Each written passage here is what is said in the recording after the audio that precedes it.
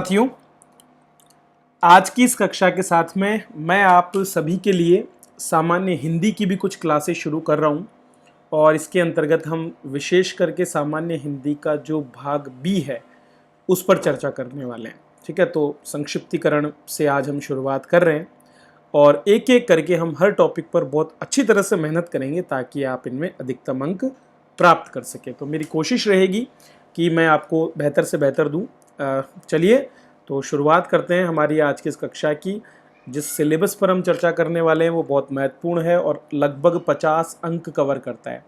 मतलब आप मान के चलिए कि आप किसी भी बाकी जो पेपर हैं उनका 1/3 हिस्सा जो है या कोई एक पूरा सब्जेक्ट जितना हिस्ट्री कवर करता है ना, उतना ये भाग ब आपका कवर करता है। मतलब 60 से 70 नंबर उसमें आते हैं और यहाँ से सीधे 50 अंकों का जो है प्रश्न आपसे पूछे जाते हैं और आसानी से आप यहाँ पर 35 प्लस मार्क्स प्राप्त कर सकते हैं, ऐसा मेरा मानना है। ठीक है, तो 30 से 35 अंक अगर आप यहाँ पर अपने कवर कर लेते हैं तो आप जो है बाकी छात्रों से काफ़ी आगे निकल सकते हैं।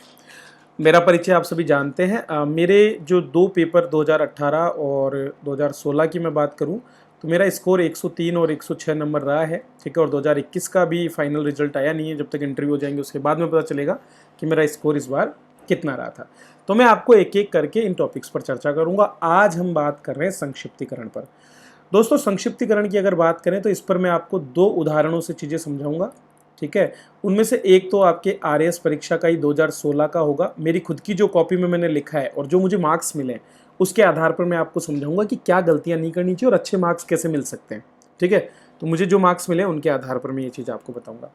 दूसरा, हम एक लाइव जो है एक भाव पल्लवन करेंगे खुद लाइव बैठ करके। और इस कक्षा के बाद मैं ये मान के चलता हूँ कि आपको 5+ मार्क्स प्राप्त करने से कोई नहीं रोक सकता। मैं 5+ क्यों बोल रहा हूँ, क्योंकि इस टॉपिक में मैंने देखा है बच्चों के 2, 3 और 4 नंबर आते हुए। जिनके 140+ नंबर है ना पेपर में, उनके भी 2, 3, 4 नंबर आ रहे हैं। 5 नंबर मुश्किल से किसी को दिए हैं, बहुत मुश्किल से, मतलब मिलते ही नहीं है इस टॉपिक में, संक्षिप्तीकरण में। ठीक है, तो बस आपको ध्यान देना है अच्छी तरह से जो बातें मैं बताऊं और आपको काफ़ी मदद इसमें मिलेगी। डेफिनेटली मुझे पूरा विश्वास है, तो आप अंत तक मेरे साथ बने रहें। हमसे और अधिक जुड़ने के लिए हमारा टेलीग्राम का लिंक मैंने डिस्क्रिप्शन में दिया है, तो वहां से आप हमें ज्वाइन कर सकते हैं। चलिए तो शुरुआत करते हैं संक्षिप्तीकरण के बारे में। तो पहली पंक्ति से ही याद कर लो, ये पंक्ति भी आप याद कर लो, क्योंकि हो सकता है सज्जन पुरुष पर अगर आपको कोई पूछ लिया जाए तो आप ये लिख सकते हैं। ठीक है, अगर निबंध या कुछ और। तो साधु ऐसा चाहिए जैसा सूप सुभाए, सार सार को गही रहे, थोता देई उड़ाए। अर्थात साधु या सज्जन पुरुष जो है वो कैसा होना चाहिए? सज्जन पुरुष ऐसा होना चाहिए जैसा सूप का स्वभाव होता है। सूप समझते हैं आप? गाँव में आपने देखा होगा कि अनाज को छानने के लिए एक छाजला रखा जाता है, लकड़ी का बना होता है, जो बांस जो अपने पानी होती है। कई बार गाँव में जो रास्ते होते हैं मिट्टी के, उन पर उगा हुआ होता है वो। ठीक है, जिसकी झाड़ू भी बनती है, उसी पानी से सूप बनाया जाता है। और उसमें जब आप गेहूं को डाल करके हिलाते हैं तो कचरा कचरा तो जो है आगे आ जाता है और जो अच्छा अच्छा जो मोटा गेहूं या जो दाना होता है वो पीछे रह जाता है। इस तरह से आप कचरे को बाहर निकाल पाते हैं।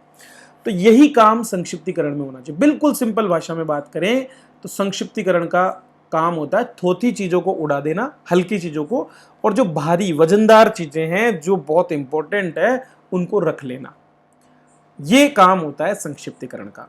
आप सबने 3 इडियट मूवी देखी होगी। ठीक है, और 3 इडियट मूवी में आपने एक सीन देखा होगा जिसमें टीचर कुछ समझा रहा होता है और बहुत सिंपल आंसर आमिर खान देता है। फिर उसके बाद में जब अपनी वो बुक्स लेने आता है, ठीक है, तो वो बहुत एलेबोरेट, बहुत लंबा चौड़ा चीज़ को बयान करता है। टीचर बोलता है भाई कहना क्या चाहते हो? तो वो कहता है कि सर बुक्स। ठीक है, इतना सा बोलता है। तो बोलता है तो पहले नहीं बता सकते थे? कि सर पहले समझा ही नहीं आपने। तो वही चीज़ है। तो एक सिंपल संक्षिप्तीकरण में आप सिंपल आसान भाषा में चीज़ को व्यक्त करने का प्रयास करते हो। अक्सर छात्रों को लगता है कि संक्षिप्तीकरण में हमको बहुत गूढ़ शब्दों का प्रयोग करना पड़ता है, या फिर अगर 150 शब्द दिए हुए हैं तो उनमें से काट छांट करके और 50 शब्द रखने पड़ते हैं। नहीं, ऐसा नहीं है। हमें काट छांट तो करनी है, लेकिन काट छांट का मतलब ये नहीं है कि हमको भाव छोड़ देना है। जो उस पूरे के पूरे पैराग्राफ का भाव है वो निश्चित रूप से कम करके उसको कंप्रेस करके हमको भरना है। जैसे कि सिलेंडर में गैस भरी होती है ना दबा करके, उसी प्रकार से हमको यहाँ पर उन 150 शब्दों को और कम करके उनमें से जो फालतू की चीज़ें भाव वही रहे, उस लाइन का अर्थ वही रहे, लेकिन उसको और छोटा करके संक्षिप्त करके 3 लाइनों को 2 लाइनों को एक करके लिखना, ऐसा करना हमें पड़ता है। और अंत में जब हम शीर्षक लिखते हैं तो शीर्षक संक्षिप्तीकरण का ही सबसे छोटा रूप होता है। मतलब आपने एक शब्द लिख करके और ये कह दिया कि पूरे पैराग्राफ में हमने क्या बात की। तो शीर्षक हमेशा लास्ट में लिखना चाहिए। अक्सर छात्र क्या करते हैं, सबसे पहले शीर्षक लिख देते हैं। नहीं, आप जब पूरे पैराग्राफ को पढ़ते हो, उसके बाद जब आप उसका संक्षिप्तीकरण कर लेते हो ना, तब जाकर के आपको असली भाव समझ में आता है। और इसीलिए हमको शीर्षक सबसे लास्ट में लिखना चाहिए। तो क्या है संक्षिप्तीकरण, ये समझ गए आप। संक्षिप्तीकरण में बिना कोई मुख्य भाव या विचार को छोड़े जो भी हमारा लेख है उसका 1/3 भाग में हमको उसको लिखना होता है। तो जो महत्व की बातें होती है उनको हम रखते हैं और जो शेष होती है उनको छोड़ देते हैं। यही हमारा संक्षिप्तीकरण में काम होता है। इसी को हम इंग्लिश में फ्रेसेस राइटिंग बोलते हैं। फ्रेसेस राइटिंग आपके 10 नंबर का एक और टॉपिक है। तो अगर आप ये समझ गए ना संक्षिप्तीकरण, तो वो भी समझ जाएंगे। वहां पर भी आपको क्या करना है ये आपको समझ में आ जाएगा। अब हम कुछ बिंदु देख लेते हैं, कुछ मूल बातें देख लेते हैं जिन पर आपको संक्षिप्तीकरण के दौरान ध्यान देना चाहिए। और मैंने उनको डार्क भी किया है, जानबूझ के मैंने डार्क किया है, क्योंकि डार्क करने से आपका ध्यान उनकी तरफ आकर्षित होगा। सबसे पहली और सबसे महत्वपूर्ण बात क्या है, संक्षेपण करते समय बार बार पढ़े, कम से कम 3 बार ध्यान पूर्वक आप इसे पढ़े। मतलब आप अगर 3 घंटे का पेपर कर रहे हो, 180 मिनट का पेपर कर रहे हो ना, तो आप मान के चलो कि इन 180 मिनट में 200 नंबर आपके डिवाइडेड है। ठीक है, तो आप 10 नंबर के लिए 10 मिनट तो दे ही सकते हो ना। और इस 10 मिनट में से आपकी शुरुआती 3 मिनट आपकी 3 बार पढ़ने में जानी चाहिए। ठीक है, अगर हम 10 मिनट मान कर के चलें, 8 मिनट मान के चलें, तो भी 8 में से 3 मिनट आपकी जो है किस में जानी चाहिए, 3 बार पढ़ने में। अब जब आप पढ़ें तो क्या करें कि पढ़ते समय पहली बार आप आराम से सावधानी पूर्वक पढ़ें और ये देखें कि वो क्या कहना चाहता है, उसका भाव समझ लें।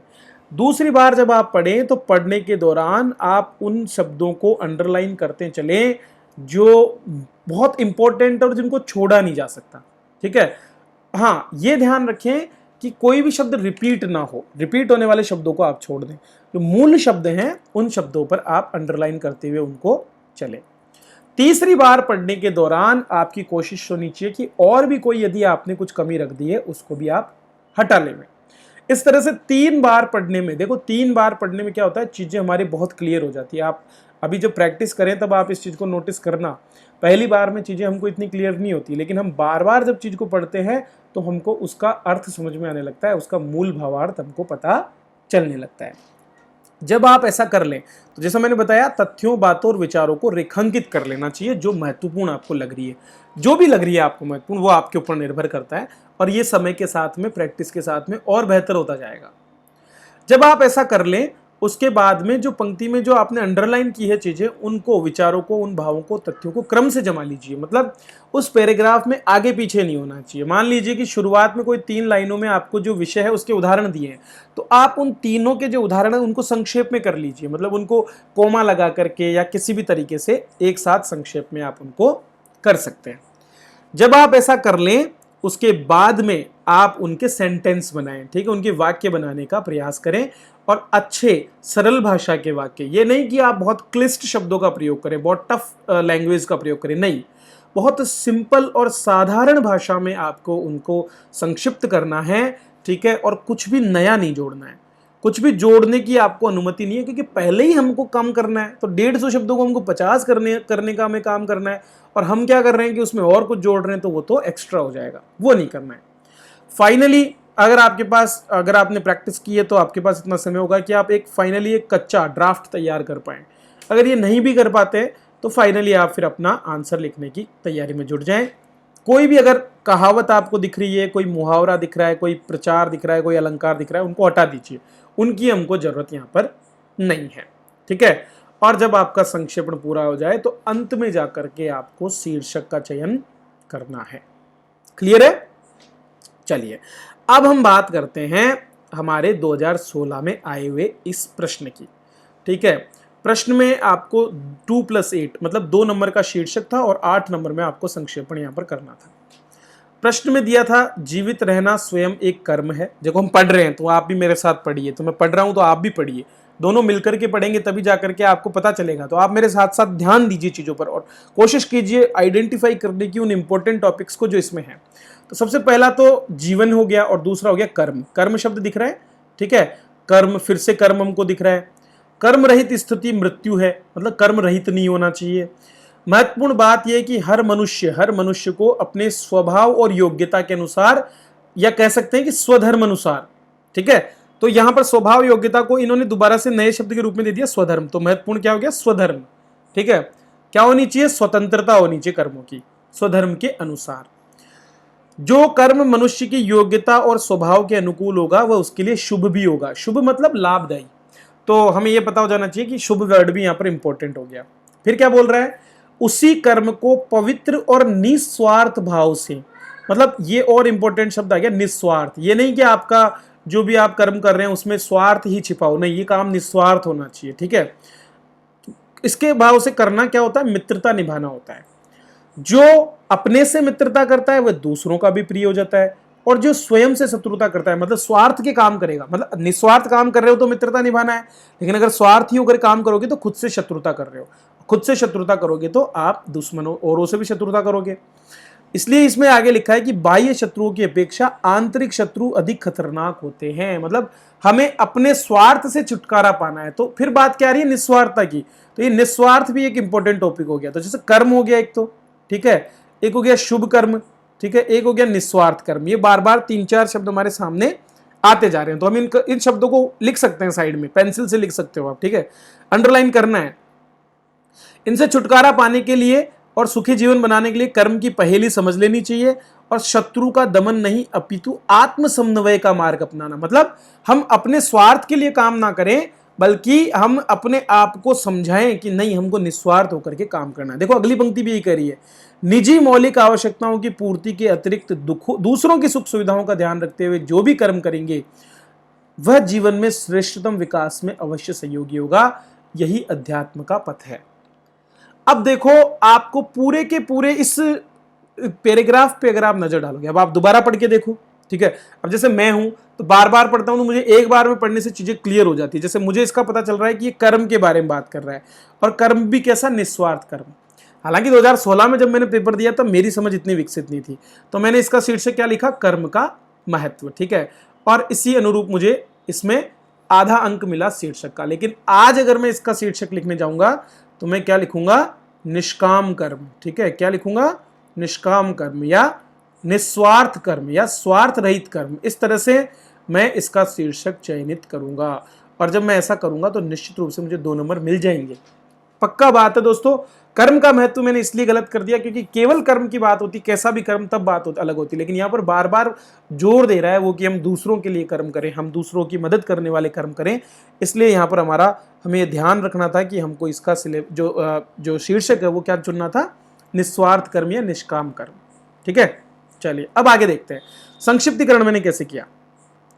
अपनी क्षमता के अनुसार कर्म का चयन कर निष्काम भाव से कार्य करने से ही मनुष्य का विकास संभव है। देखो, अब आप देखो शुरुआत से जो शुरू हुई है, बार बार स्वभाव, योग्यता, स्वधर्म, इनकी बात कर रहा है, ठीक है, और अंत में विकास की बात भी की है।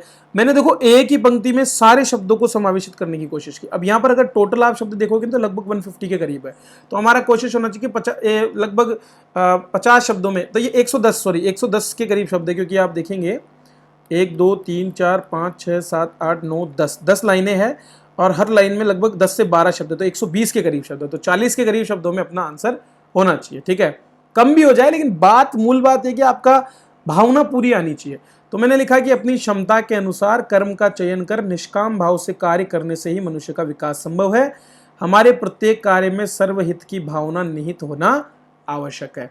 और मुझे नंबर मिले कितने, 5, मतलब 8 में से मैंने 5 नंबर ले लिए। कितने अच्छे नहीं है क्या दोस्तों नंबर, बताओ 5। और अगर मैंने शीर्षक सही लिखा होता तो मुझे 7 नंबर मिल सकते थे। 10 में से 7 नंबर, आप बाकी छात्रों से 2 या 3 नंबर आराम से आगे हो जाओगे अगर आपने ऐसा कर लिया तो ये हमें ध्यान रखना है कि बहुत ही संक्षिप्त चीजें हमें लिखनी है, और सबसे पहले कोशिश करनी है पूरे के पूरे पैराग्राफ का भाव समझने की।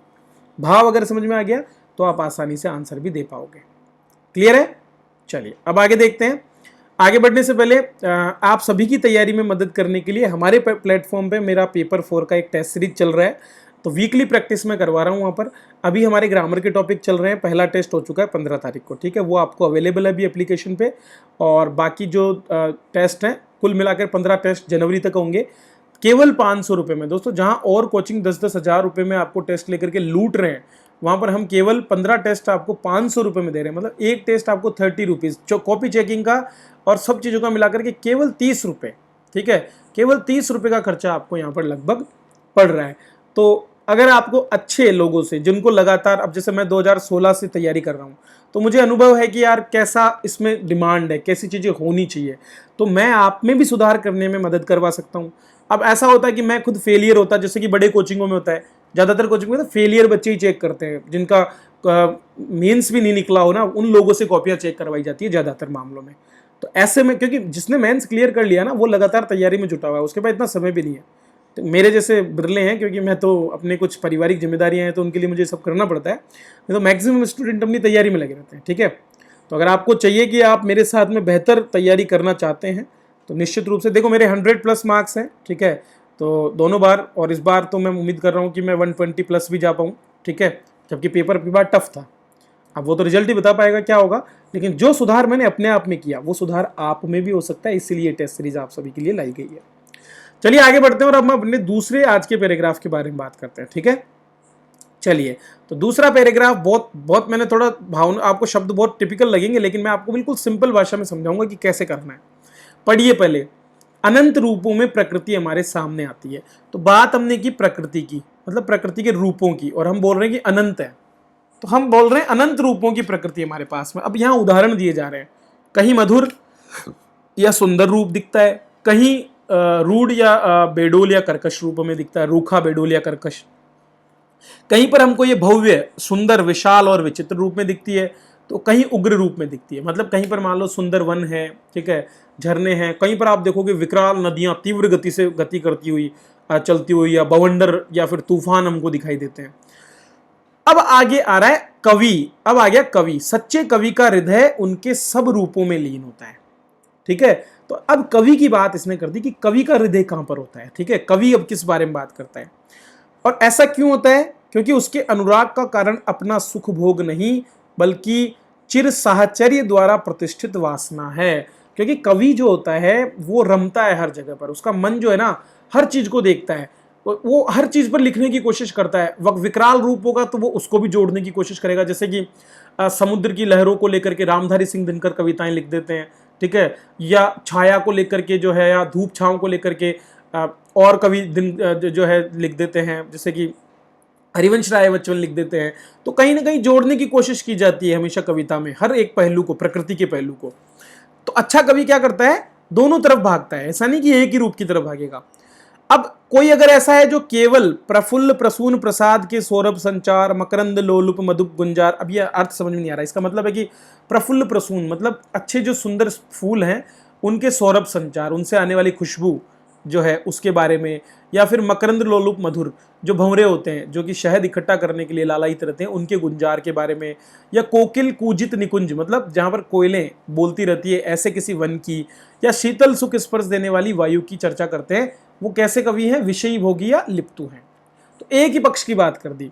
दूसरे ऐसे कवि जो मुक्त आभास हिम बिंदु मंडित मरकताब शाद्वल जाल, ठीक है, या फिर अत्यंत विशाल गिरिशिखर से गिरते हुए जलप्रपात, मतलब जो प्रकृति की विचित्रता और गंभीरता की बात करते हैं, ऐसे कवि क्या हैं, वो तमाशबीन होते हैं। उनमें सहृदयता नहीं होती, मतलब उनके मन में प्रेम भाव या फिर जो एक जो मधुरता है, कोमलता है, वो नहीं होती।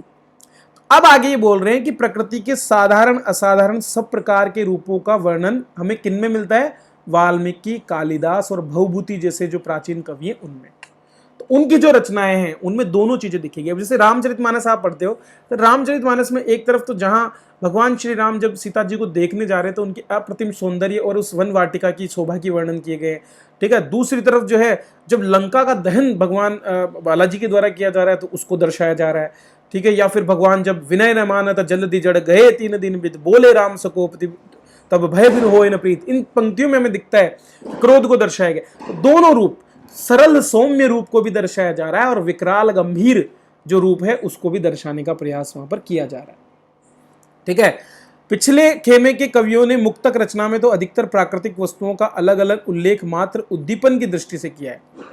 प्रबंध रचना में जो थोड़ा बहुत संश्लिष्ट चित्रण किया है वह प्रकृति की विशेष रूप विभूति को लेकर ही किया गया है। अब इस पूरी पंक्ति का पहला सारांश तो यह है कि प्रकृति के अलग अलग रूप आज के समय में है और कवियों को उनको देखने का क्या नजरिया है उस पर यह बात पूरी की पूरी कर रहे हैं। अब आप मुझे बताओ कि इसमें से अगर आपको शीर्षक बनाना है तो आप कोई शब्द निकाल के लाओ, किन पर हो सकता है? पहला शब्द निकल के आता है प्रकृति, ठीक है, दूसरा शब्द आता है कवि। अब कवि के नजरिए से प्रकृति को हमें देखना है, मुद्दा यही है ना।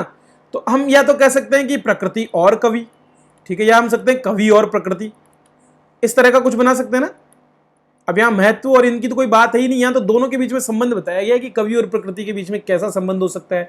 या तो कवि एक का वर्णन कर सकता है या कवि दोनों का वर्णन कर सकता है, ठीक है। अब दोनों का वर्णन करने वाले कौन से कवि हैं, उनकी क्या विशेषता है, इस पर भी इसने लास्ट में चर्चा हमसे की है। तो हम शुरुआत कर सकते हैं कि प्रकृति के दोनों रूप हैं, ठीक है। जैसे कि हम क्या बोल सकते हैं कि प्रकृति, हम क्या लिख सकते हैं कि प्रकृति हमारे सामने दोनों स्वरूपों में विद्यमान है। तो कुछ भी ऐसा शब्द देखो, इसका कोई ये मैं पहले से बना करके लाता और आपको देता, उसका कोई मतलब नहीं होता। ये होना चाहिए लाइव चीज होगी, तभी जाकर के जो आपके मन में विचार आ रहे हैं उनमें और मेरे कही हुई बातों में कितनी समानता है वो सामने आएगी, ठीक है। तो अब हम यहाँ से देखें तो हम कह सकते हैं कि प्रकृति सुंदर, सरल, सौम्य और गंभीर दोनों रूपों में विद्यमान है। तो इस तरह से हम पहली पंक्ति लिख सकते हैं ना, प्रकृति सुंदर, सरल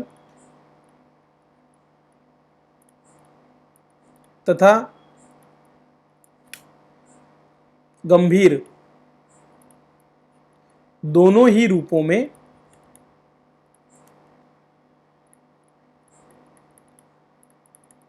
विद्यमान है। अच्छा, यहां ध्यान रखना है कि शब्दों के पूर्ण विराम और इनका बहुत अच्छा प्रयोग हमको करना है, ठीक है। फिर आगे हम देखेंगे, अब हमने बात की कवियों की, सच्चा कवि, ठीक है। सच्चा कवि कौन होगा? जो हृदय उन सब रूपों में लीन होता है। ये बहुत इंपॉर्टेंट पंक्ति है दोस्तों, क्योंकि यही पंक्ति बार बार जो है इसमें हमें दिखाई जा रही है। जितने भी उदाहरण दिए गए उनमें भी यही बात कही गई है, ठीक है।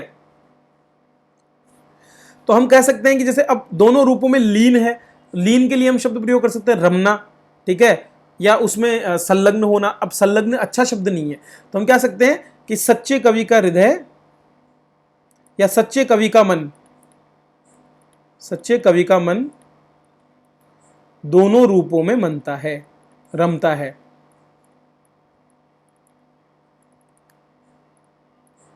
बिल्कुल सिंपल भाषा रखनी है, ठीक है। जितनी सिंपल भाषा रखेंगे उतना ही बेहतर होगा। अब हमको ये बीच के जितने भी उदाहरण है ना, उनसे कोई लेना देना नहीं है, क्योंकि हमने जब दोनों रूपों की बात कर दी तो उसमें ये सारे के सारे रूप सम्मिलित हो जाते हैं। अब हम बोलेंगे कि इसका उदाहरण हमें कहाँ मिलता है।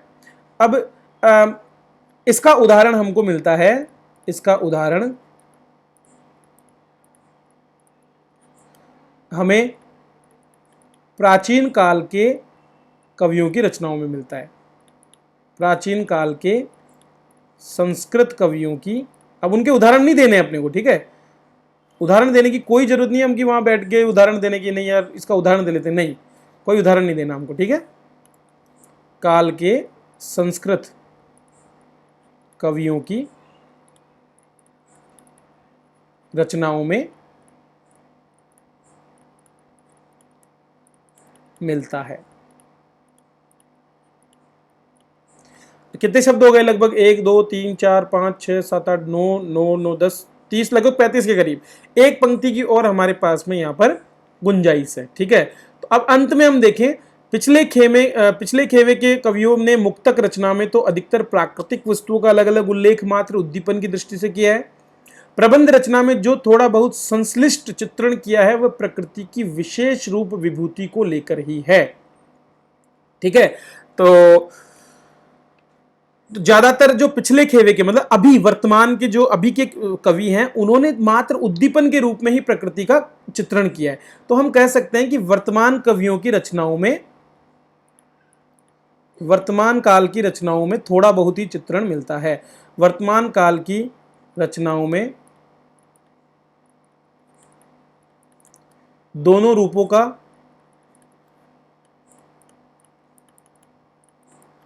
सूक्ष्म समन्वय देखने को मिलता है या अत्यल्प समन्वय देखने को मिलता है, हम कुछ भी लिख सकते हैं, अत्यल्प समन्वय देखने को मिलता है।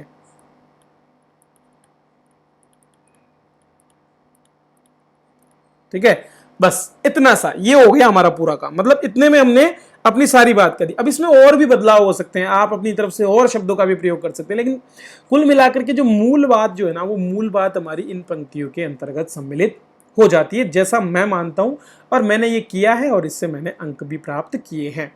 आप भी अगर इस चीज पर ध्यान दें तो आप भी अंक प्राप्त कर सकते हैं। अब आपको अपनी कमियां कौन बताए, तो उसके लिए हमारी ये टेस्ट सीरीज है, आप इसको ज्वाइन कीजिए और इससे आपकी रेगुलरिटी भी बनेगी। आप सोचिए 500 रुपये खर्च करके, जहां 50,000 रुपये खर्च करने के बाद भी कोचिंग में आप पर कोई विशेष फोकस नहीं करेगा। यहाँ जो सिलेक्टेड बंदे हैं जिन्होंने अपने नंबर लिए हैं, प्राप्त किए हैं, जो इंटरव्यू पर इंटरव्यू दे रहे हैं, वो आपकी यहाँ पर कॉपीज चेक करने वाले हैं। तो आपको कितना वैल्यू उससे, कितना फायदा उससे होने वाला है। तो आज ही आप हमारे पेपर 4 से जुड़ सकते हैं। कोई बाउंडेशन नहीं है, आप ऑफिस में काम करते हैं, आप सुबह शाम रात के समय कभी भी, जब आपको रात को 2 बजे मर्जी हो तो आप 2 बजे कॉपी डालिए, आपको 3 दिन में कॉपी चेक होकर के मिलेगी। ठीक है, मैक्सिमम 3 दिन में। और लिमिटेड रखेंगे हम बच्चे भी। अब जैसे 50 के करीब हमारे पास बच्चे हो चुके हैं, हम कोशिश करेंगे 100 के करीब बच्चे होने के बाद में हम स्टॉप कर देंगे। क्यों? क्योंकि फिर ज्यादा होने के बाद में फिर हम जो है अधिक बच्चों को और नहीं ले पाएंगे। तो आप जल्दी से जल्दी हमारा एक कोर्स ज्वाइन करके और अपनी तैयारी को आगे बढ़ा सकते हैं। चलिए, इसी के साथ मैं आपसे मिलता हूं अगली वीडियो में, फिर हम बात करेंगे पत्र लेखन पर। तब तक के लिए आप सभी का बहुत बहुत धन्यवाद।